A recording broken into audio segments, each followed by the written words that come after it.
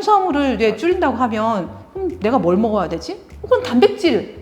맞아. 그것도 이제 그게 상업적인 거랑 결부돼가지고 막 단백질. 그러니까 지방 나쁘다는 건 편견 못 버리는데 그쵸? 탄수화물 많이 먹으면 안 되는 건 알겠어. 그쵸? 그러니까 단백질만 얘기하고 있는데 그쵸? 사실 단백질은 몸의 주 에너지원은 아니야. 에너지원으로서 굉장히 탄단지 중에 단백질 최악인 거죠. 간에 주는 폐해는 원리적으로는 동일하다. 과일 많이 먹는 거랑 술 많이 먹는 거랑. 저탄고지란 말 자체가 너무 불완전하다는 말을 하는 거예요. 이거 너무 맞아요. 상대적이고 맞아요. 탄단지의 비율을 가지고 얘기하는 게 너무 불완전해요. 왜냐하면 그 여자분들이 저탄수화물 식단이나 단식하는 거에 있어서 좀 조심할 게 있다. 네. 혹시 여기 있어서 혹시나 좀 약간 강조할 부분들이 뭐가 있을까요? 느린 대사자는 조금 더 탄수화물이 더 필요해요. 그러니까 느린 대사자는 부신과 갑상선 활성이 좀 떨어져 있거든요. 근데 이제 부신이 좀 왕성하면 당신생이 잘 돌아가서 탄수화물 자체적으로 잘 만들어낼 수 있는 능력이 좋은데 느린 대사자들은 부신 활성이 좀 떨어져 있어서 당을 만들어내는 능력이 좀 떨어져요.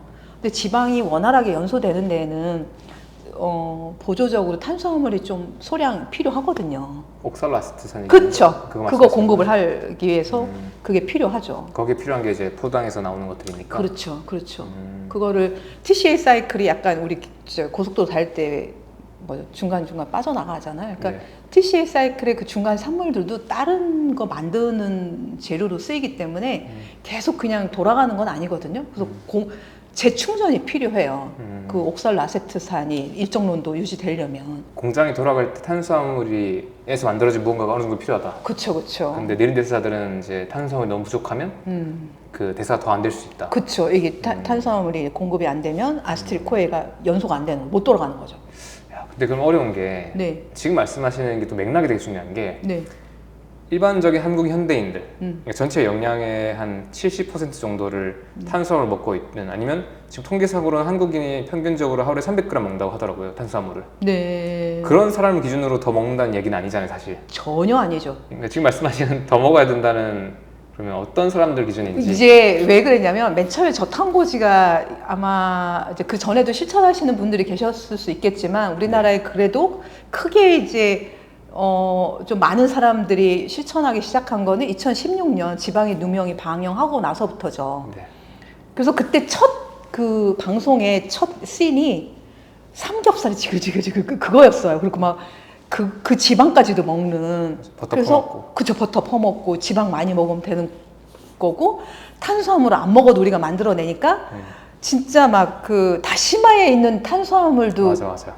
있다고 해서 그것도 못 먹게 하고 또 견과류 중에 뭐에도 탄수화물이 있어 그것도 못 먹게 하고, 고추장에 하여튼 막 그 예전에 지방 있는 거면 막 다 안 먹듯이 지방 유해론 그런 것처럼 이제 반대급부로 탄수화물을 막 조금이라도 있으면 안 먹으려고 그렇게 됐었거든요.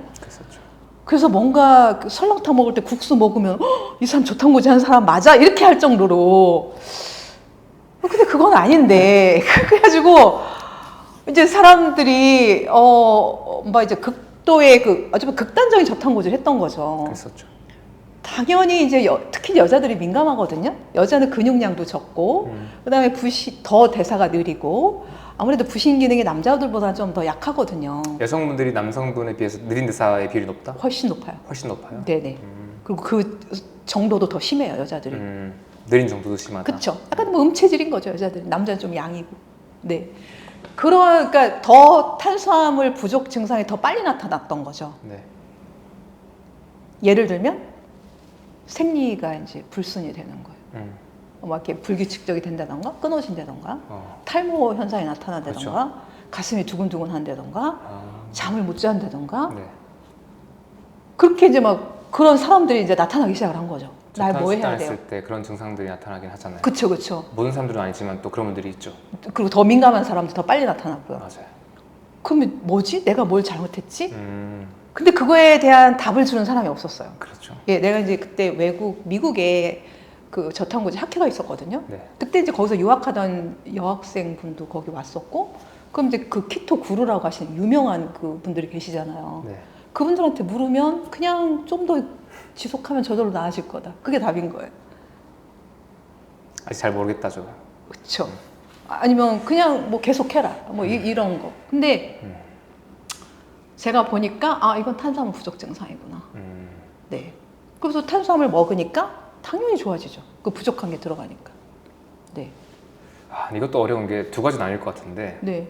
원래 우리 몸에서 탄수화물이 그만큼 필요했을 수도 있고 네. 아니면 우리 몸 자체가 평생 사실 이제 이런 대사의 어떤 항상성에 맞춰 있었잖아요. 네. 그러니까 지금 우리가 탄수화물 많이 먹고 탄수화물 의존하는 생활에 맞춰 있었다 보니까 그만큼 탄수화물이 아닌 대사에 대해서 뭐 능력이 떨어진 상태라서 더 취약할 수도 있지 않을까라는 생각도 들고, 그러니까 원래 우리가 자연에 있는 상태로 먹었으면 그러면 또 어땠을까가 궁금하긴 하거든. 그러니까 지금 우리는 모두가 고탄 식단을 하다가 이제 이런 식단을 시작했을 때 이런 증상을 겪는 거잖아.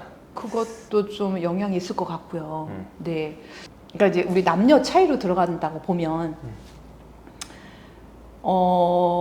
이제 남녀의 역할이 다르잖아요. 어떤 자기 이세를 남긴다는 측면에서, 여자는 임신을 하고 수유를 하는 역할인 거고요. 근데 남자는 그런 여자와 자녀를 위해서 먹잇감을 가져오는 역할을 한단 말이에요. 전통적으로 그랬다. 네네. 그래서 그거에 잘 할 수 있도록 몸이 이제 발달을 하는 거죠. 네. 그 남자들은 뼈도 강하고 근육도 많아요. 네. 그 여자들은 그 임신과 출산에 필요한 게 지방이에요. 네. 그래서 피하 지방을 많이 축적을 하죠. 그 사춘기 되면 피하 지방이 늘어나면서 얼굴이 뽀얗게 펴요. 네. 그리고 남자들은 이제 근육이 늘어나고요. 네. 그래서 지방 합성에 우리 탄수화물이 적정량 필요하잖아요. 네. 네, 그런 에너지를 비축하는 거죠. 네. 그래서 여자는 보다 더 탄수화물이 필요하고, 네. 그다음에 아까 그 에스트로겐 만들어지는 과정에도 탄수화물이 필요한 거죠. 네. 그래서 물론 이제 현대로 들어오면서 말씀하신 것처럼 고탄수화물 식사를 하다 보니 그로 인한 대사 불균형이 더 심하고 그것도 스트레스로 작용을 하거든요. 그래서 부신이 만성적으로 더 저하되는 한 원인이 됐을 수도 있고, 네. 그래서 탄수화물을 부가적으로 더 많이 먹어줘야 되는, 그러니까 스스로 만들어야 할 능력이 더 저하되는 거는 맞는 것 같아요. 그렇다고 해서 저 시계를 돌려서 과거로 돌아가도 그러면은 여자는 불필요했을까? 그건 아니에요. 저는 그건 네네. 똑같이 생각해요. 그리고 남자보다는 훨씬 더 필요하고. 예. 그러니까 저희 어떤 생각의 맥락은 이거예요. 과일도 옛날에는 엄청나게 중요한 감사한 일인 거고, 근데 이제 지금 맥락이 됐을 때 이 과일은 약간 불필요하거나 오히려 뭔가 이제 과당의 과잉 공급을 만들어내는 방식으로 맥락상의 독이 되는 거지. 용법이, 예. 이 자체가 원래 나쁜 물질이었다고 생각하지는 않거든요. 맞아요. 탄수화물 마찬가지인 것 같다고 생각하고. 그렇죠. 그래서 저는 모든 게 다 맥락인 것 같아요. 그렇죠. 맞아요. 맥락. 그러니까 어떤 맥락에서 밸런스, 조화. 그러니까. 네. 그러니까 탄수화물, 지방 자체도 각각이 독일 수도 있는 거죠. 그렇죠. 어떤 맥락에서. 그렇죠. 네. 맞아요. 우리가 지방 리포톡시시티도 지방 독성도 있고, 맞아요. 탄수화물도 독이 될 수 있고. 그렇죠. 그리고 몸이 이럴 수 있어. 적절하게 들어왔어도 몸이 대사가 그걸 못하면 독이잖아요. 그렇죠. 그, 중요한 게 그거죠. 네. 내 몸이 그걸 감당할 수 있냐. 네. 나를 알아야 되는 거죠. 예를 들면 이제 네. 이런 얘기도 할 수 있는데, 네. 그 저탄고지 하면서 콜레스테롤 수치랑 혈압이 확 떨어지는 분도 많은데 반대로 오히려 콜레스테롤 수치 올라가고 네. 지방 대사에 뭔가 문제가 있는 신호들이 나타나는 분들도 있잖아요. 그렇죠. 이런 것들도 계속 다 복잡한 것 같단 말이지. 그렇죠. 어떤 분들은 포화지방이 좀 더 많은 지방을 먹었을 때 네. 오히려 약간 좀 뭔가 지표들이 더 안 좋게 나오는 경우도 있고, 네, 맞아요. 어떤 분들은 삼겹살이 짱인 분도 있어요. 네, 어떤 분들은 맞아요. 삼겹살 먹으면 뭐든지 잘 되는 분들이 있어요. 또. 맞아요. 그죠. 근데 이제 그게 어느 정도까지냐는 거죠. 일시적이냐, 아니면 막 3, 4년을 먹어도 되냐. 그래서 너무 어려운 것 같아요. 그죠. 그래서 저는 모든 게 이제 우리 균형 식단 하잖아요. 그러니까 그 균형이라고 하는 거에 엄청난 큰 의미들이 함축되어 있는 것 같아요. 그러니까 큰 의미에서 이제 지방과 탄수화물과 단백질 간의 균형, 네. 밸런스, 네. 이거 중요하고, 그 에너지 영양소와 그 다음에 그걸 서포트 해주는, 대사가 되는데 꼭 필요한 서포트 해주는 비타민과 미네랄 간의 이 조절 영양소 간의 네. 조화, 균형. 그리고 그것을 이용하고 쓰는 건 결국 조직이니까. 그렇죠. 그럼 조직들의 상태? 그렇죠. 그래서 이 개인 이제 그 균형이 중요한데 각자의 몸의 상황이 또 다르단 말이죠. 그렇죠. 그렇죠. 그러니까 아직 기지도 못한 애한테 뛰라고 하면 안 되잖아요. 네. 일단 쓸 수 있게 도와주는 거고, 그 다음에 이제 점점점 좋아지면서 뛰는 상태까지 가는 거라고 하면 우리 개인의 몸 상태에서도 지방 잘 쓸 수 있는 사람이 있어요. 네. 그런 사람은 그냥 저탄고지 확 넣어주면 되는 거, 그죠? 해주면 되는 건데, 그렇지 못한 사람들이 있어요. 네. 근데 억지로 막 누군가 저탄고지 해가지고 막 이런 간증과 같은 너무 좋은 경험들을 했는데 나도 내 몸 상태가 그런 거냐, 그건 고려해봐야 되는 거고, 그걸 지방을 이용하지 못하는 몸 상태라고 하면 네. 그렇게 해줄 수 있도록 도와줘 가면서 점점점 저탄고지를 이렇게 늘려가는 게 맞는 거죠. 그것도 있죠, 맞네요. 네네네. 아, 이것도 되게 재밌는 게 시간상으로도 한 개인조차도 네. 시간상으로 이것도 재밌는 게 가면서 지방 대사가 잘 될 수 있게 만들어서 네. 갈수록 이제 조금씩 지방 섭취를 늘릴 수도 있는 사람도 있고, 네. 오히려 반대로 처음에는 지금 워낙 몸에 간에 지방도 많고 지방 대사 안 되고 문제가 있어서 네. 탄수화물 확 줄였다가 네. 건강해지는 과정에서는 탄수화물을 나중에는 처음만큼 키토제닉하게 하지 않고 나중에 탄수화물을 잘 먹어도 괜찮은 사람들이 있는 것 같아요. 맞아요. 이 방향도 항상 이제 한 사람도 시간에 따라 다를 것 같아요. 그죠. 근데 그래서 우리가 지금 각자 이제 뭔가 말하는 게 다 달라 보이는 거 같아요. 그러니까 이렇게 자기 말하는 것 같아요. 그죠. 각자는 맞을 수 있어요. 맞아요. 근데 코끼리에 막 꼬리 얘기하는 사람 있고 뭐 네. 코 얘기하는 사람 있고 각자는 맞는 거죠, 그렇죠? 네. 그럼 다시 좀 돌아와서 네네. 어쨌든 그 보시는 분들 중에서 많은 분들이 또 여성분들이고 또 이제 나이가 이제 한 40대, 뭐 30대 넘어선 분들이 좀 있는데 네. 그분들은 이제 느린 대사의 가능성이 좀 높을 것이고, 그렇죠. 그럼 그런 분들의 경우에는 보통 이제 뭐 검사를 했을 때 아까 말했던 이제 이런 것들이 나올 텐데 네. 그 다음에 일어나는 것들이 이제 탄수화물을 좀 더 먹으란데 네. 그런데 그건 전제는 그분들이 저탄수화물 식단을 하고 있다는 전제에서 약간 그렇죠. 좀 더 충분히 먹어줘도 괜찮아요 라는 말이죠. 그렇죠. 그러니까 저탄고지 내에서 탄수화물을 먹으라는 거죠. 예전에 너무 극단적으로 탄수화물을 안 먹어서 생기는 문제가 있었기 때문에 네. 그 여전히 지방이 주 에너지원이 돼야 되는 거고요. 네. 부가적으로 탄수화물을 먹어줘야지만 지방 대사가 잘 되는기 때문에 그 탄수화물을 그 범위 내에서 먹으라는 거죠. 그럼 그 회로가 돌아갈 수 있는 부재료로서 어떤 개들을 그렇죠. 좀 넣어주고 네. 아까 여성 호르몬 네. 테스토스테론에서 에스트로겐 넘어갈 때 그때 또 재료가 좀 필요하니까 네. 이런 분들의 경우에는 좀 탄수화물 좀 더 드셔주세요. 그렇죠. 그러면 그 덜하는 말 또는 그 맥락은 대략 몇 그램 정도예요? 제가 이제 그냥 러프하게 가이드 하기에는 뭐 이제 케이스 바이 케이스 다를 수 있지만 네. 느린 대사자들을 성인 여자 같은 경우에 몇 끼당 한 3분의 1공기 밥이요? 몇 끼당 밥 3분의 1공기. 예, 50에서 한 70g 정도요.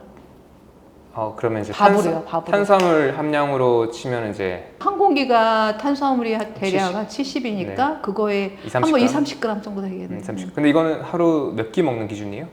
뭐 3끼 먹어도 되고요. 2끼 먹었을 때도 그렇고. 하루에 총량 기준으로는 한 밥 한 공기네요, 그러면. 밥 그죠. 한 공기 한 공기 반? 그죠. 한 공기 반 미치기 같긴 한데 네. 그래도 우리가 느린 대사인 분들은 하루에 뭐 하루 반 공기 이하보다는 좀 한 공기에서 반 공기 사이 정도는 드셔주세요. 그죠. 이걸 이제 뭐 2끼를 드시든 한 끼를 드시든 뭐 3끼를 먹든 각자 배분을 좀 해서 혹시나 우리가 탄수화물의 그 지금 부족에서 올 수 있는 문제를 예방해 주세요. 그죠. 그러니까 저탄고지의 목적이 뭐 이제 간헐적 단식도 뭐 오토파지도 있고, 근데 큰 틀에서는 인슐린 저항성을 개선하는 거잖아요. 네. 지방을 먹음으로써 인슐린 분비를 네. 너무 과도하게 폭증하는 걸 막고, 네. 그럼 이제 저탄고지의 정의가 음. 거기서부터가 시작돼야 될 것 같아요. 중요하죠. 사람들은 그냥 맞아. 직관적으로 저탄고지 하니까 탄수화물을 무조건 빼. 고지, 지방 많이 먹는 게 저탄고지야. 자기 편할 대로 해석을 한 거거든요. 맞아. 그런데 이제 이 정의가 굉장히 중요하잖아요. 이 저탄고지의 정의가 뭐냐. 뭐예요? 어떻게 보세요? 고민해 보셨어요? 저 많이 했죠. 뭐라고 생각하세요? 저는 이거 진짜 어려운 개념이라고 이미 함정이 있다고 얘기하거든요. 네? 뭐냐면 저탄고지라고 할 때 우리가 놓치고 있는 게 있어요. 그게 바로 고지 부분인데 네네. 아니 고지할 때 그 지방이 음식의 지방이잖아요, 보통 얘기할 때. 근데 우리는 몸에 있는 지방을 쓸 수 있잖아요. 그죠. 그럼 제가 생각하기에는 우리가 하루에 공급받는 또는 사용 가능한 에너지를 생각할 때는 탄 음식 외에도 음식의 지방과 몸에 있는 체지방을 둘 다 고려를 해야 되기 때문에 네. 예를 들어서 어떤 사람이 저탄수화물을 먹고 지방을 많이 먹지 않아도 그러니까 얘 비율상에는 탄수화물과 지방이 뭔가 비슷해 보여도 이때 몸에서 지방을 많이 끌어쓴다면 예를 들어서 뭐 몸에 지방이 많은 어떤 비만인 분이라고 치면 그분의 경우에는 저탄수화물 고지가 아니지만 몸 전체 대사 맥락에서는 몸의 입장에서 고지일 수도 있다고 생각이 드는 거예요. 또는 예를 들면 단식을 하고 있다. 단식을 하고 있으면 지금 탄수화물도 지방도 0이잖아요. 근데 지금은 몸은 고지방 상태라고 생각하거든요, 저는. 무탄 고지죠, 그러면 거의. 그래서 약간 그러니까 애초에 그 사람마다 지금 지방 대사를 얼마나 하고 있어. 그리고 지방 대사 능력이 얼마나 돼? 탄수화물 얼마나 먹고 있어에 따라서 우리가 겉으로 생각하기에 그 눈앞에 보이는 입에 들어간 그 물질의 비율 말고 몸의 대사에서 결국에는 쓰이는 재료 의미에서는 누군가는 저탄고지가 아닐 수도 있고 일 수도 있다라는 맥락이 좀 달라져서 저는 그래서 약간 그 저중고를 가지고 탄단지를 얘기하는 게 저는 되게 약간 불완전하다고 얘기를 많이 해요. 놓치고 있는 게 있는 것 같아요. 좋아요. 그러니까 이제 네. 저탄고지의 이제 정의가 네. 이게 정의를 이제 좀 고민을 해보시고 네. 이 저탄고지의 정의가 제대로 서면 지금 생각하시는 거에 좀 약간 문제라고 해야 될까? 그게 네. 좀 캐치가 될 것 같아요. 좋아요. 네. 저를 깨주세요. 네. 그러니까 제가 생각하는 저탄고지는 그러니까 저고는 상대적인 거잖아요. 그렇죠. 그냥 이제 있는 그대로 보면 예전에 그 미국의 식사 가이드나 우리나라의 보건복지부에서 나오는 식사 가이드가 있어요. 네. 그 기준에 비해서 네. 탄수화물이 적으면 저탄. 그 기준에 그거에 비해서 지방량이 높다 그러면 이제 고지가 되는 그렇게도 이제 생각을 할 수가 있고 하나는요. 그러니까 그거를 기준으로 잡아놓고 거기에 그쵸, 비해서 그쵸. 얘기할 수도 있다. 그렇죠. 그래서 이제 저탄고지가 나온 거거든요. 네. 그 기준에 비해서 낮고 높은 거예요. 근데 그러니까 그 기준은 탄수화물이 전체 열량이 60, 70%. 그렇죠. 지방이 한 10%, 뭐 그쵸, 그쵸. 20% 미만. 네, 이제 네. 그게 그래서 이제 저탄고지라는 게 나온 거고요. 그거에 그럴 수 비해서. 있죠. 근데 실질적으로 그때 생략적으로 네. 우리 저탄고지가 추구하는 게 뭐냐, 목적이 뭐냐. 네. 그거는 인슐린 저항성이거든요. 인슐린 스파이크를 낮추고 베이살 수준 이상의 불필요하게 인슐린이 많이 분비되는 거를 낮출 수 있는 식사가 전 저탄고지라고 봐요. 네. 그렇기 때문에 저탄고지를 하는 거고, 네. 그죠? 그렇다고 치면 네. 내가 먹는 탄단지 비율에 의해서, 특히 이제 지방과 탄수화물의 그 비율에 의해서 인슐린이 얼만큼 분비될 거냐가 결정이 되거든요. 내 몸에 지방이 많기 때문에 내 몸에 쌓인 지방은 사실 인슐린 분비에 별 영향을 안 줘요. 네. 그쵸? 네. 그래서 내가 저탄고지를 하는 건 내 몸에서 분비되는 인슐린의 양, 인슐린 저항성을 개선하고자 이 먹는 비율을 내가 조율을 하는 거거든요. 그래서 저탄고지는 인슐린의 생략적으로 과도하게 분비되는 걸 억제할 수 있는 식사. 그게 전 저탄고지라고 생략적으로 보고, 그렇다고 하면 지방이 전체 칼로리에서 한 50% 이상 정도 될 때, 네. 그때는 인슐린 분비가 그렇게 폭증하지 않아요. 네. 네. 그래서 그 지방의 칼로리에서 차지하는 비율이 50에서 뭐 한 70% 정도? 그러니까 이제 70%가 되면 약간 극단적인 키토가 되는 거고, 50 정도가 되면 마일드한 저탄고지가 되는 거죠. 그 안에서 이 조율을 해야 된다고 보는 거죠. 자기의 몸 상태에 따라서. 그리고 어떤 목적에 따라서. 그러니까 막 빨리 나는 이거를 어떤 효과를 보고 싶어. 아니면 뭐 어떤 뭐 당뇨나 네. 뭐 혈당 뭐가 있을 때는 네. 어떤 치료식 개념으로 단기간에 들어가는 게 저는 필요하다고 보거든요. 네. 뭐 이제 기능의학 선생님들이 그렇게 하시는 거고. 그렇죠. 그 다음에 어느 정도 그 목적이 달성됐을 때는 내가 이렇게 좀 지속 가능한 저탄고지? 네.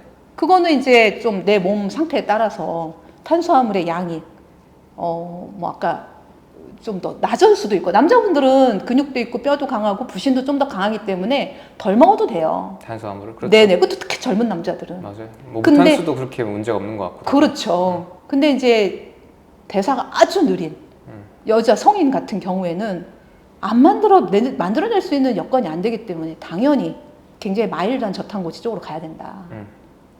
그러면 그쵸. 약간 그거를 조금 더 그래도 약간 객관적으로 얘기할 수 있는 어떤 수치로 뭔가 표현할 수 있는 그게 부분이? 이제 실천 가능한 형태가 네. 이제 한 끼를 먹는다. 그게 한 끼가 됐든 두 끼가 됐든 그 사람의 또 체중에 따라서 먹는 양은 달라질 수 있잖아요. 그러니까. 그럼 한 끼에 한 대략 3분의 1공기 정도? 하여튼 저는 이 부분 되게 중요한 게 단백질 뭐 이렇게 고기나 이런 거는 한 100g 내서 150g 이 네. 정도요. 네. 다시요? 3분의 1 공기 한 끼에. 네네. 그리고 그 정도까지 인슐린 스파이크를 지나치게 만들지 않는다. 그거랑 그 다음에 이제 뭐 동물성 식품, 뭐 고기가 됐든 계란이 됐든 그게 네. 한 자기 손바닥 정도 크기, 네네. 거기에다가 지방을 추가적으로 먹는 넣었을 거죠. 때? 한 밥 숟갈 내지 두 밥 숟가락. 오케이. 그러면 지방이 차지하는 비율이 대체로 한 52에서 55%가 돼요. 네. 대체로. 네. 그래서 거기에서 약간 조율하면 되지 않을까. 그리고 이제 채소는 한 2컵 분량 익혀서 먹는 거고. 네. 그러면 탄단지 에너지 비율, 그 이제 인슐린을 최소화할 수 있는, 네. 최소화라기보다는 하여튼 스파이크를 막는. 그 다음에 채소가 들어가줘야지만 세포 안에서 그게 대사가 될 때 잘 흘러가거든요. 그러니까 궁극적으로 사실 세포 안에서의 대사가 잘 돼야지만 인슐린 저항성도 줄어들어요. 이게 이제 완벽하게 조화가 됐을 때, 탄단지와 채소와의 균형이 됐을 때, 그게 정말 확실하게 인슐린 저항성을 개선할 수 있는 균형 식단이다. 그리고 사실 탄수화물을 그 단도로 먹을 때랑 지방과 식이섬유를 같이 먹었을 때는 또 블런트해지잖아요. 그 완만해지잖아요. 그 반응이. 그쵸. 인슐린이나 혈당 스파이크가 없잖아요. 그쵸. 똑같이 먹었어. 똑같은 양을 먹었어도. 그럼요. 근데 약간 저는 여전히 근데 불안정한 부분이 여전히 있는 개념인 것 같아요. 이 저탄고지 자체가. 왜냐면 상대적으로 너무 차이가 너무 크기 때문에. 사람들마다요? 네. 당연하죠. 세포 환경이 다른데요. 그러니까 애초에 그러면 저탄고지가 사람들마다 너무 상대적인 개념인 것 같아요. 그러면. 그걸 저는 인정할 수밖에 없는 것 같은데. 그러니까 이제 지금 최 기업님 같은 경우에는 그냥 이제 대부분의 사람들의 적용 가능한 이제 그런 것 일반적인 저탄고지를 이제 설파하시는 거잖아요, 그죠? 아니, 저는 저탄고지라는 말 자체가 너무 불안전하다는 말을 하는 거예요. 이거 너무 상대적이고 너무 맥락에 따라 다르기 때문에 저탄고지를 말하면 오히려 문제가 될 수 있고 이거 약간 그래서 전 이 말을 잘 안 써요. 그러니까 탄수화물을 줄이는 식단을 하라고는 말을 해요. 근데 저탄고지는 너무 불안전하다. 아까 말했던 이유가 있고 한 가지 더 추가하자면 비율 가지고 얘기하지 말라고 해요. 그러니까 탄단지의 비율을 가지고 얘기하는 게 너무 불안전해요. 왜냐하면 아무리 내가 뭐 키토제닉하게 해서 전체 열량의 뭐 7, 80%를 지방으로 탄수 전체 열량의 5%, 10% 먹는다 해도 그 사람이 만약에 하루에 먹는 총량이 5,000칼로리, 4,000칼로리잖아요. 4,000칼로리 쳐볼게요. 그러면 10%면 400kcal죠. 400kcal니까 그람으로 치면 뭐 100g이에요. 그러니까 탄수화물 100g이에요. 그러니까 이 비율은 언제나 양에다 곱하는 뭔가기 때문에 우리가 비율을 봐버리면 또 뭔가 너무 안 맞을 수 있다? 사람마다. 그래서 저는 오히려 저탄고지라는 말은 이제 좀 지양해야 되지 않을까 하는 생각을 하고 그냥 개별 상황에 따라서 탄수화물을 어느 정도 먹는 게 좋다. 지방 어느 정도 먹는 게 좋다라고 말하는 게 문제의 소지가 없지 않을까? 이런 생각입니다. 뭐 이제 이렇게 어떤 단어가 주어지고 그거에 따라 이제 개념이 확장되면서 이제 개인들이 실천 가능한 뭔가가 이제 나오는 거라고 생각을 해서 저는 어떤 함축할 수 있는 용어가 있는 거는 저는 좋은 것 같아요. 예를 들어 저탄만 해버리면 보통 이제 일반적으로 단백질 먹는다고 생각을 하거든요. 지방은 못 늘리지. 탄수화물을 줄인다고 하면 내가 뭘 먹어야 되지? 그건 단백질. 맞아. 그것도 이제 그게 상업적인 거랑 결부돼가지고 막 단백질, 음료, 단백질 막 이런 쪽으로 간단 말이에요. 지금 딱 그렇잖아요. 그렇죠. 그러니까 지방 나쁘다는 건 편견 못 버리는데 탄수화물 많이 먹으면 안 되는 건 알겠어. 그렇죠. 그러니까 단백질만 얘기하고 있는데 사실 단백질은 몸의 주 에너지원은 아니야. 에너지원으로서 굉장히 탄단지 중에 단백질 최악인 거죠. 에너지원으로서 그렇죠. 쓸 수는 있으나 간과 일단 뭐 대표적인 문제가 간과 신장에 많은 부담을 줘서 통풍 오고 신장 기능 떨어지고 막 이런 것들이요. 좀 무슨 의도인지 이해했습니다. 보신 분들도 이해를 했을 것 같아요. 네네. 근데 이제 그래서 저탄고지라는 개념 자체가 좀 섬세한 접근이 필요하고 대사 속도라는 개념도 이해를 하게 됐고 이게 진짜 어렵구나. 이게 한 번에 얘기할 수 있는 게 전혀 아니구나. 그렇죠. 그래서 제가 항상 저도 한 10여 년 이상을 이걸 하면서 조금씩 이해가 애드되면서 이런 이제 이해가 생긴 거죠. 그러니까 결국에는 내 몸이 어떤 상태인지 내가 확인해야 되고 그렇죠. 그냥 반응들 확인하면서 나아가야 된다. 그리고 그 정답이란 게 일률적으로 없다. 그렇죠. 그래서 저도 이게 사람들이 이제 어떤 검사할 때 굉장히 두렵거든요. 나를 보는 거잖아요. 나를 본다는 게 굉장히 두려워요. 근데 이러한 과학적인 검사가 나를 객관하는데 정말 도움을 많이 줘요. 그러겠죠. 그렇죠. 그러겠죠. 그리고 이제 이렇게 제가 이제 느리고 과거에 이런 거 저를 안 쳐다봤을 때 이런 검사를 통해서 안 봤을 때는 사실 자기의 좋은 점만 자꾸 곱씹어 보게 되거든요. 그게 내가 행복해지니까. 나의 부족한 점이나 단점 같은 거는 애써 외면하거든요. 근데 이런 검사를 통해서 나를 보다 보니까 내가 굉장히 느린 대사자고 이런 게 있다라는 거를 인정하게 되더라고요. 나를 객관화하는데 굉장히 좋은 검사였던 것 같아요. 그리고 이제 뭘 할지가 명확해지고. 그렇죠. 왜냐면 우리가 상상으로 막 이럴 거야가 그렇죠. 아니고. 어떤 자기를 보는 편견에서 좀 벗어나는데 저한테 굉장히 도움이 됐던 것 같아요. 그리고 나를 있는 그대로 보는 거에 아직도 많이 부족하지만 있는 그대로 보는 거에 많은 도움을 줬던 것 같아요. 좋아요. 그러면 한 가지 다른 궁금점인데 그 두 가지 궁금해요. 빠른 대사인 분들은 보통 어떤 걸 보통 많이 좀 조심해야 되거나 고쳐야 되는지 궁금하고 두 번째는 혹시나 그 탄수화물 더 먹고 말고 떠나서 다른 것들도 보통 어떻게 처방되는지 이 검사 결과에 따라서. 빠른 대사자는 지방을 충분히 먹어주는 게 중요해요. 아, 그래요? 네. 왜냐면 약간 탄수화물은 나뭇잎이나 종이 같은 거거든요. 그냥 금방 훅 털어버리고 말잖아요. 네. 물론 소화작용이 굉장히 유리해요. 소화가 쉽게 돼서 흡수가 빨리 되는 측면이 있죠. 네. 그렇지만 1g 연소했을 때 사칼로리도 적고 그러니까 약간 굉장히 후루룩 타고 많은 쉽게 꺼져버리는. 네. 근데 지방은 장작과 같은 거거든요. 그래서 빠른 대사는 지방을 충분히 먹어줘야 되는 게 필요해요. 그래서 제가 좀 잘 맞는 것 같아요. 아, 그래요? 저는 진짜 너무 명확하게 네? 저탄고지가 저한테 맞거든요. 그러니까 저는 그러니까 탄수화물 많이 먹었을 때 뭐랄까 그런 느낌이 있어요. 내 최대 퍼포먼스가 안 나온다 오히려. 저탄고지를 하기 전까지는 몰랐는데 네. 저탄고지를 하고 나니까 제가 더 잘 기능하게 되는 거예요. 더 안정적이고 그러니까 뭔가 저도 약간 공복 길어지면 되게 불안정하고 엄청 불안정했던 것도 그런 거겠다. 너무 빨리 태워버리는 사람이. 그렇죠. 탄수화물 먹으면. 네, 근데 이제 탄수화물밖에 못 쓰니까 네. 그 에너지 공급 상태에 따라서 너무 영향을 받았는데 이제 속도가 더 잘 나게 됐고. 근데 지금도 여전히 저는 뭐랄까 탄수화물 많이 먹을 때보다 지방을 충분히 먹을 때 항상 더 뇌가 잘 기능해요. 우리 검사해 보시죠. 가봐야겠네요. 지금 보니까 빠른 대사 특성이 있어요. 뭐 알던 모르던 어쨌든 지방을 먹고 나니까 너무 해피한 거죠 지금. 딱 자기에 맞는 식단을 찾으신 거예요. 지방 늘리기. 네네. 지방을 충분히 먹어줘야 돼요. 그럼 약간 뭐 비타민 미네랄 쪽에서는 어떤 것들이 있어요?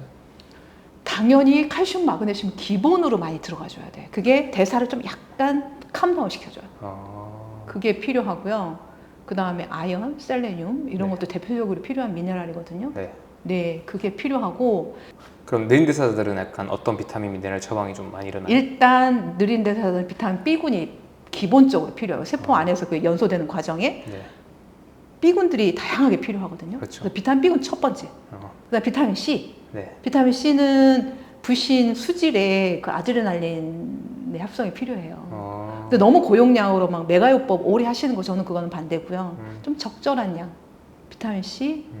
그게 이제 기본으로 필요하고 또 더 심각한 경우에는 저는 요오드. 네, 다시마를 저는 좀 상습적으로 이용하라. 해조류 같은 것. 네네, 거기에 요오드가 많기 때문에요. 갑상선 때문이에요? 그쵸. 코티솔은 에너지원을 동원하는 역할을 해요. 네. 피하 지방이나 이런 지방을 분해해서 네. 또 당신생을 통해서 그거를 하게 하고 그 다음에 이제 세포 에너지 공장 미토콘드리아 있잖아요. 네. 그걸 준비하는 게 갑상선이에요. 호르몬. 그래서 그게 조화가 잘 맞아야지만 에너지 동원, 그 다음에 에너지 공장에서의 연소가 원활하게 잘 진행이 되죠. 그래서 해조류 느린 대사자는 반드시 다시마 꼭 많이 이용하라 라고 말씀을 드리고 싶어요. 그러면 약간 음식과 이제 영양제 보조를 통해서 좀 자기에게 맞는 걸 넣는 게 기본일 거고. 기본이고요. 그 다음에 이제 안 좋은 건 뭐 겸님이 강조하시는 것들 있잖아요. 잠 푹 자라. 네. 그 이제 밤 잘 때 해독과 그 낮 동안에 활동해서 왔던 그 손상 이런 것들이 복원되는 과정이니까요. 노폐물 제거하고 그거 필요하고 그 다음에 금주. 간에 엄청난 부담이잖아요. 술이. 그렇죠. 술이 아세틸코에로 직결해요. 지방보다도 더 한 두 스텝인가? 그냥 술이 탄소 2개죠. 아세틸코에도 탄소 2개고요. 한 스텝 거쳐가지고 아마 아세틸코에를 들어갈 거거든요. 굉장히 빠른 에너지원이죠. 그러다 보니 그 술을 자주 먹게 되면 그거 연소될 때 그냥 연소되는 거 아니잖아요. 다양한 조절 미네랄, 뭐 비타민을 사용해 가면서 술이 연소가 되는 거거든요. 빠르게. 그래서 그런 조절 영양소 고갈이 쉽게 와요. 그다음 그게 이제 고갈되면서 술이 연소가 안 되고 체지방으로 그냥 쌓이는 거죠. 간에 지방으로 쌓이고. 특히 이제 그 알코올 디하이드로제네즈라고 있잖아요. 술 분해하는 거. 탈수소였어. 그쵸? 거기에 꼭 필요한 미네랄이 아연이에요. 그 술 많이 먹는 사람들은 아연이 부족할 수밖에 없어요. 더더욱이. 그래서 술 많이 먹게 되면 아연이 부족해지고 그다음에 이제 합리적인 생각이 좀 잘 안 되고 식욕이 떨어지고 거식증이 생기고 연쇄적으로 쫙 연결이 되죠. 아연 결핍 증상들이 다 그거와 연결이 돼요. 그럼 생각해보면 약간 그 설탕 프럭토스도 에탄올과 되게 비슷하게 대사되더라고요. 맞아요. 그럼 약간 설탕 많이 먹든 술 많이 먹든 약간 비슷한 결과들이 나겠네요. 거죠. 와, 너무 재밌는데요? 네. 그렇지만 이제 술은 더 빨리 아세틸코에로 가고 프락토즈는 좀 여러 단계를 거치죠. 좀 덜 하긴 하지만 간에 주는 폐해는 원리적으로는 동일하다. 과일 많이 먹는 거랑 술 많이 먹는 거라면. 예. 그럼 이제 약간 저는 이걸 하고 나니까 네. 원래 생각하고 있긴 했는데 네. 이제 검사를 꼭 받아야 될 것 같아요. 네, 꼭 받으세요. 네. 박사님이 예. 이제 계신 건세바이오텍에서 네. 검사를 할 때 네. 이 두 가지만 검사를 해요. 그 모발 검사랑 타액 검사. 네, 두 가지. 이 두 가지 검사는 방법과 비용 어떻게 돼요? 방법은 저희 건세바이오텍 그 네이버 검색을 하시면 스마트 스토어 들어오실 수 있고요. 거기에 그 모발 검사, 타액 검사 구매하게 하시면 돼요. 그러면은 그걸 구매를 하시면 저희가 이제 집으로 그 타액을 받을 수 있는 키트, 모발을 채취할 수 있는 키트를 보내주면 직접 가져가도 되구나. 네, 집에서 할 수도 있고 뭐 직접 갖고 오셔도 되고 뭐 네. 상담 받으려면 저쪽으로 방문하셔도 되고 전화 상담도 가능하시고. 일단 검사 자체는 그냥 그 키트를 받아가지고 택배로 보내면 된다. 그렇죠. 그리고 뭐 결과를 사실 뭐 해석할 때는 이제 가서 내원해서 뭐 전화로 상담하셔도 전화도 되고. 가능해요? 예, 일반 상담도 있고요. 저한테 받으려면 추가 비용이 조금 있어요. 모발만. 타액은 저랑 아직은 네, 가능해요. 그러면 박사님이랑 그 뭔가 한다고 했을 때 네. 비용은 얼마 정도예요, 이것들이? 각각이? 타액은 그냥 제가 아직은 사람들이 많지 않아서 그냥 네. 제가 무료로 해주고 있고요. 상담을. 무료로 한다고요? 네, 타액 상담은. 검사는 얼마인데? 검사비는 성호르몬이랑 부신 호르몬 보면 20만 원이고요. 20만 원. 네. 모발 검사는 12만 원이에요. 12만 원. 근데 저한테 상담을 받으려면 추가 5만 원이 있어요. 오, 알겠습니다. 그럼 총 한 30만 원 합리적이죠? 든다. 네. 네, 저는 근데 뭐 이해가 가는 것 같아요. 오케이. 그래도 가격이 엄청 싸진 않으니까 네, 맞아요. 제가 뭔가 한번 고민을 해봐야 될 것 같아요. 이제 사람들이 그래, 모발 해야 될까요? 타액 해야 될까요? 뭐 이렇게 물으시는 분들도 있거든요. 네. 그럼 저는 그럼 1차적으로 그럼 모발 검사부터 하세요. 좀 더 다양한 것들을 볼 수 있으니까. 모발부터? 네. 오케이. 그렇게 얘기를 드리고 있어요. 좋습니다. 네. 그러면 그 딱 한 가지만 더 물어보고 마무리할게요. 네네. 그 여자분들이 저탄수화물 식단이나 여자분들이 단식하는 거에 있어서 좀 조심할 게 있다. 네. 혹시 여기 있어서 혹시나 좀 약간 강조할 부분들이 뭐가 있을까요? 간헐적 단식을 한다고 하면서 식사량이 굉장히 부족해지는 문제점들이 있더라고요. 네. 그래서 간헐적 단식을 좀 오래 네. 식사량을 적게 하는 그러한 단식을 많이 하는 경우에 초기에 체중 감량이 빨리 될 수는 있으나 보면 몇 개월 뭐지 오래 지속하다 보면 대사 속도가 굉장히 낮아지더라고요. 그래서 그 칼로리 연소가 제대로 안 되면서 오히려 살이 찌는 체질이 되는 것 같아요. 그럴 수 있죠. 네. 이것도 약간 어려운 부분인 게 네. 전통적인 이제 저혈량 단순 저혈량 다이어트를 할 때 결국에는 대사 속도 떨어져 있잖아요. 네. 근데 간헐 단식도 마찬가지로 네. 이게 어떤 목적을 위해서 뭔가 할 수 있는데 그게 약간 적절하게 영양 섭취가 안 되면 안 되면서 예. 그러니까 종료 양 모두겠죠. 그때 장기화되면 문제된다. 그렇죠. 그러니까 이제 우리 여성분들이 다이어트, 체중 감량에 굉장히 관심이 많으시잖아요. 그래서 적게 먹으면서 먹는 그런 간헐적 단식을 하게 되면 초반에 엄청 감량이 잘 되는 것 같고 식욕 조절도 잘 되는 것 같으니까 행복한데 몸 안에서는 엄청난 스트레스라는 거죠. 그러니까 적게 들어오면 사실 우리 아까 시상하부 뇌하수체 부신 생명축이라고 했잖아요. 시상하부는 엄청난 스트레스를 느껴요.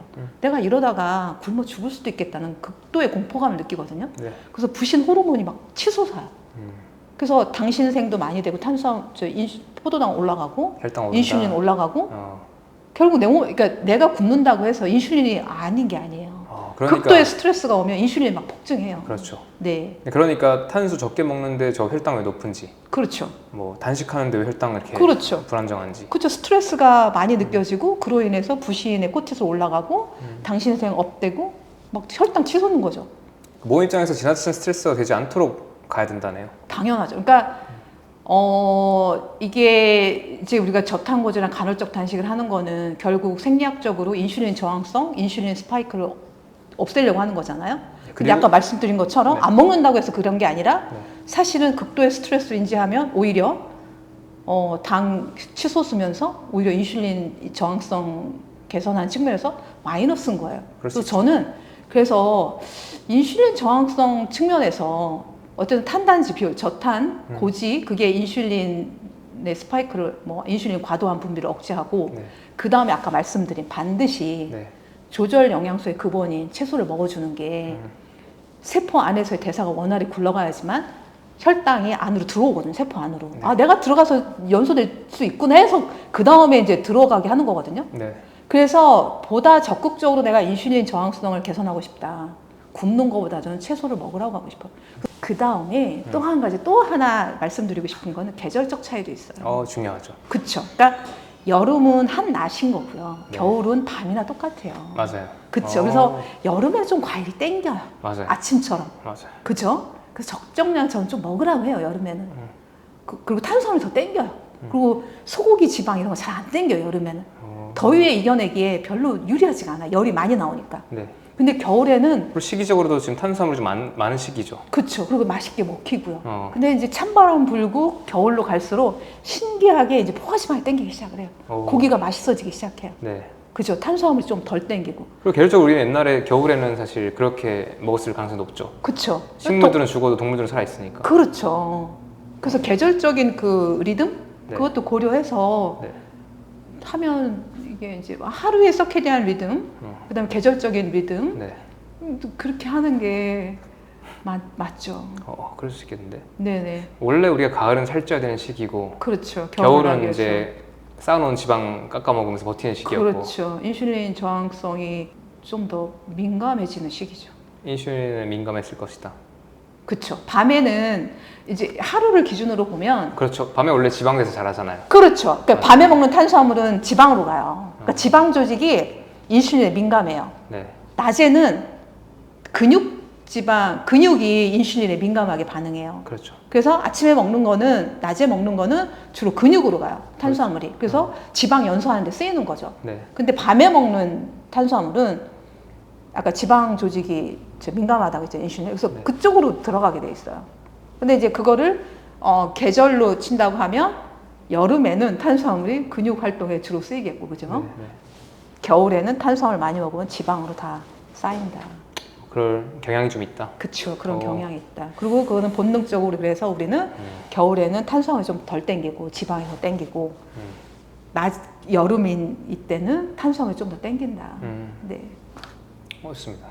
그러면 한 가지만 더.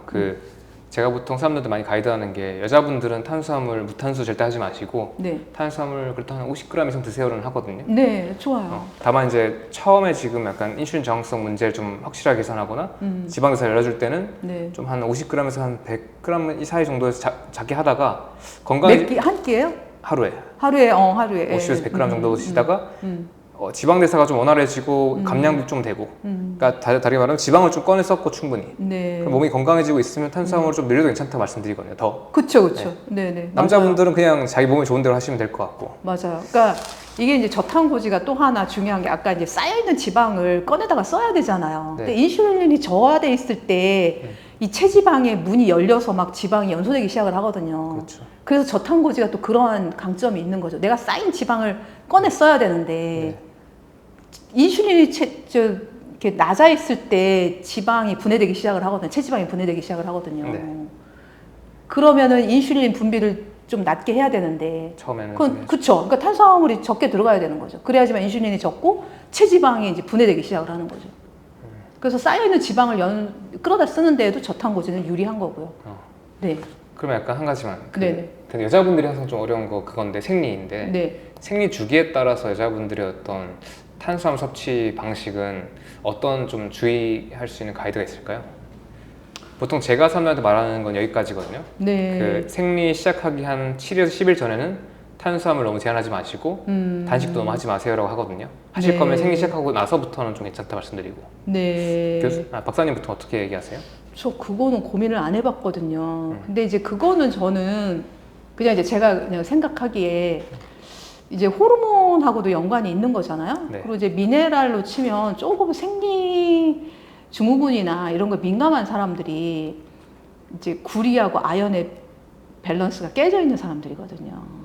네. 여자들이 좀 더 구리 과다에 좀 취약하고 아연이 부족한 사람들이 더 그 생리 그거에 민감하게 반응을 하는 것 같거든요. 네. 네. 구리가 높고 아연은 좀 떨어져 있고. 그쵸. 이건 이용률이 떨어져서 지금 남는 거고. 구리요. 그쵸. 네. 아연은 그냥 결핍된 상태인데. 그쵸. 현대인들 스트레스 많을 때 많이 쓰이고 고갈돼 있고. 이걸 맞춰주면 좀 뭔가 생리적 증후 같은 게 줄어든다? 당연히요. 어떻게 맞춰요? 일단은 구리의 이용성을 좋게 하려면 네. 간에 좋은 걸 해야 되는데 네. 첫 번째가 이제 저탄고지는 간에 부담이 안 되는 거잖아요. 우리가 먹은 지방은 카일로마이크를 통해서 림프를 통해서 그냥 혈류로 가서 그냥 쓰여요. 간을 경유를 하지 않아요. 카일로마이크론이 먹은 지방을 탑재해서 네. 근육이나 이제 혈류가 다 일단 쓰고 먼저 남은 거가 간으로 가는 거예요. 아, 그렇죠. 네. 그래서 거기에서 이제 뭐 어떤 사용하지 않은 거를 데리고 들어가는 거지 네. 먹은 걸 갖고 직접 간으로 가는 건 아니에요. 네. 초반에 약간 좀 그 부담이 적은 편이죠, 그러면. 그쵸. 그러니까 그래서 근데 이제 보통은 이 세포 안에서의 상황과 네. 내 외부에서의 그 활동은 거의 한목적으로 연계돼 있어요. 그래서 내가 세포에서 이걸 연소하지 못한다 그러면은 거의 본능적으로 먹는 걸 차단을 시켜요. 그러니까 뭐 예를 들어 돼지고기를 만약에 안 먹던 사람이 이제 맨 처음 너무 맛있게 먹는데 네. 어느 정도 차잖아요. 네. 냄새가 역하게 느껴진다던가 네. 딱 거부감이 들어요. 그거는 내가 세포 안에서 이용 가능할 정도로 이 미각 수준에서도 딱 조절을 하는 거죠. 내가 이용할 수 있는 이상으로 그거를 먹어버리면 그거 어떻게 처치해요? 변으로 설사를 나가든지 네. 세포 안으로 못 들어가게 하는데 그거 굉장히 비합리적인 거죠. 효율성도 떨어지고. 네. 그래서 일반적으로는 네. 내가 먹는 양은 대부분 세포와 연결이 돼 있어요. 네. 세포 안에서 활용할 수 있을 정도만 먹게 해요.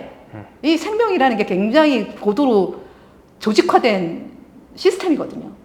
그래서 카일로마이크로 먹은 음식이 가는 게 굳이 많이 활용 못된 게 간으로 가가지고 지방으로 쌓일 가능성은 매우 낮다. 네. 일반적으로. 네. 네네. 그게 이 살아있는 생명체의 조절 기작인 거죠.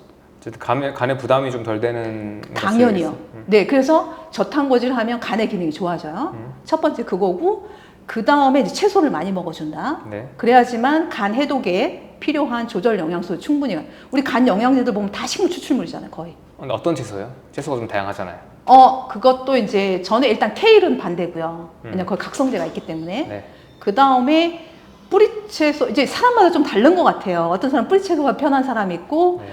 어떤 사람은 잎채소가 편한 사람이 있고, 근데 자기가 선호하는 채소면 괜찮을 것 같아요. 일단. 십자하고도 있잖아요. 십자까지 느린 대사인 사람들이 네. 브로콜리나 이런 게 안 맞아요. 그래요? 그 안에 갑상선 기능을 방해하는 성분들이 있어요. 저도 브로콜리 별로 싫어하거든요. 좋아하지 않아요. 본능적으로 그게 꺼려져요. 그럼 어쨌든 느린 대사가 많으니까 느린 대사인 분들한테 보통 추천되는 채소들은 뭐가 있어요? 일단 뿌리채소요. 뿌리채소요? 네. 어떤? 뭐 당근, 무, 콜라비, 양파, 비트, 파, 비트도 약간 각성 효과가 있어요. 그렇죠. 너무 비트만 주로 먹는 거 좀 반대고요. 다 약간 독성이 좀 있는 채소들 그렇죠, 얘기하시는 그렇죠. 거네요? 네네. 케일이나 비트 같은 것들? 그렇죠, 그렇죠.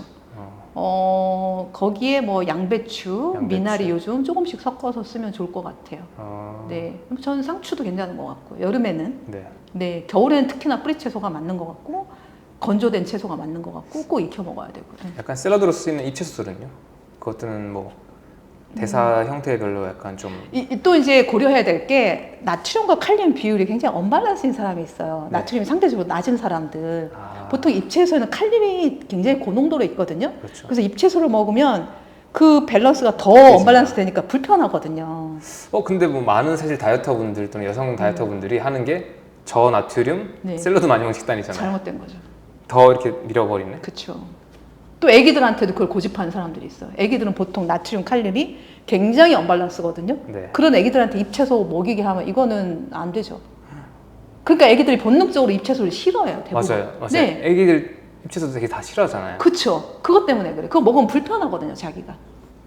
그럼 그럴 때는 소금을 좀 충분히 섭취하고. 그러니까 이제 저는 뿌리채소부터 시작하라고요. 뿌리채소부터. 그런 분들은. 예. 뿌리채소에는 어떤 그 칼륨과 나트륨의 비율이 잎채소보다는 훨씬 양호해요. 그래요? 나트륨이 좀 더 높아요. 그러니까 칼륨에 비해서 높다는 게 아니라 나트륨이 채소에 비해서는 좀 더 높아요. 뿌리채소들이.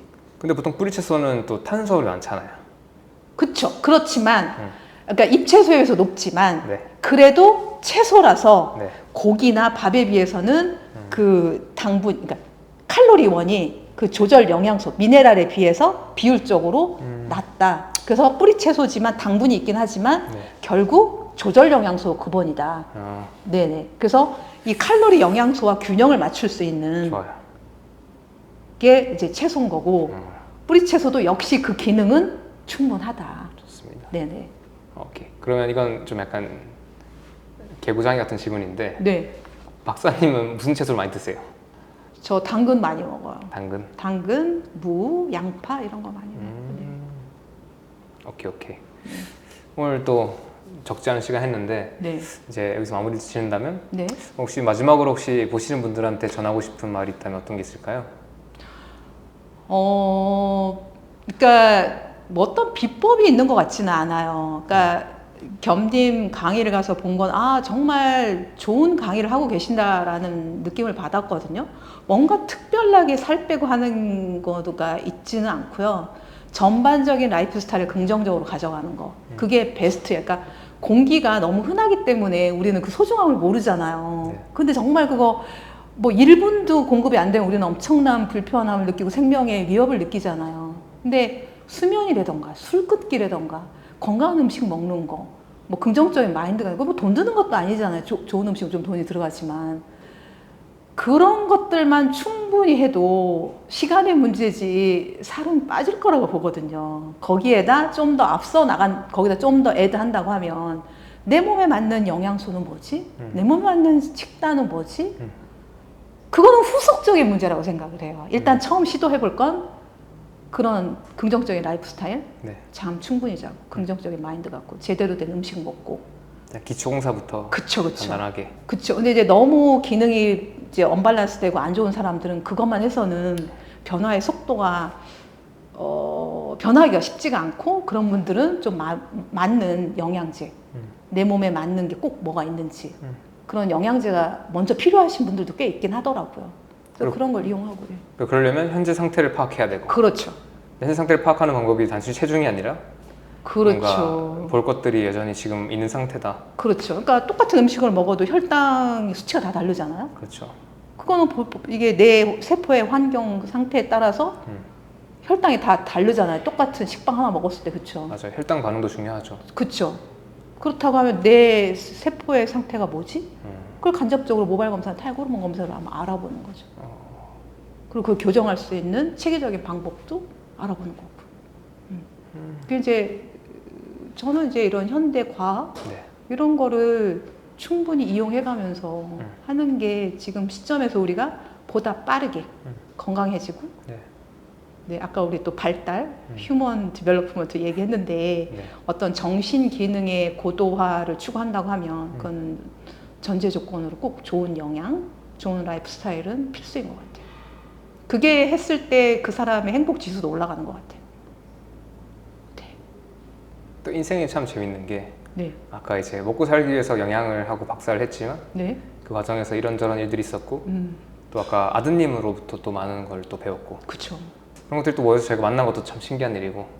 그러게요. 그러니까 지금 시대는 그런 걸 추구하는 사람이 더 많아졌고 겸님도 그런 분 중에 한 분인 거죠. 내가 이런 체험을 했고 이걸 했는데 너무 좋아. 그래서 이 경험을 공유하고 내가 공부하고 아는 거를 이 사람들한테도 도와주고 싶어. 공유하면서, 그죠? 그게 어떤 선한 영향력을 미치고. 그러니까 보다 이제 일과 자기 삶이 하나가 돼가면서 더 많은 선한 영향력을 미치는 사람들이 곳곳에서 막 지금 막 이렇게 나오고 있는 시대인 것 같아요. 그게 이제 어떤 진실이라고 표현할 수도 있는 거고, 그죠? 가까워지는 과정에. 그쵸. 뭔가 이게 뒤죽박죽 막 이게 뭔가 혼란스러웠던 것들이 좀 이렇게 바로 서는 시대적 상황이 아닌가. 그런 것 같아요. 그게 그 중심에 이제 영양이 굉장히 중요하고. 저는 영양 전도사라고 저는 생각을 하는데, 여기까지 다이어트계의 마이클 조던이 되어가고 있는 최겸 그리고 정명일 박사였습니다. 오늘도 봐주셔서 감사합니다. 오늘도 고맙습니다. 하여튼 멋진 시간이었던 것 같아요. 감사합니다. 참 좋네요. 그래요? 겸님이랑 이런 얘기하니까 너무 좋아요.